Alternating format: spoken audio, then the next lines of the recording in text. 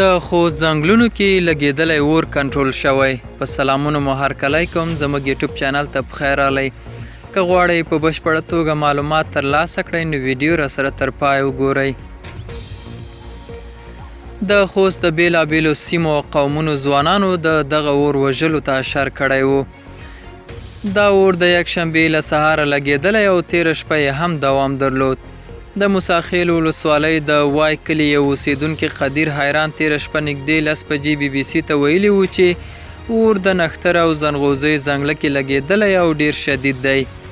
هغه وویل دا ځنګل که څه هم د دوی د اوسېدو له ځایه ډېر لوړ دی خو لمبې لیدل کېږي. تازه یو ځایي خبریال سردار شفق بي بي سي ته ویلي د معلومات دا دی چې دا اور اوس نږدې په بشپړ ډول کنټرول شوی، یوازې لوګی خیږي او وژلو لپاره یې ورغلي ځوانان له غره په راښکته کېدو دي.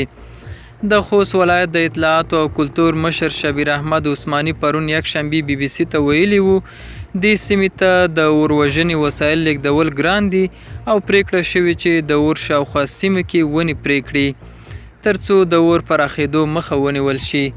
دا وه زموږ نننۍ چمتو شوې ویډیو. تر بیا ښه وخت، ښې چارې.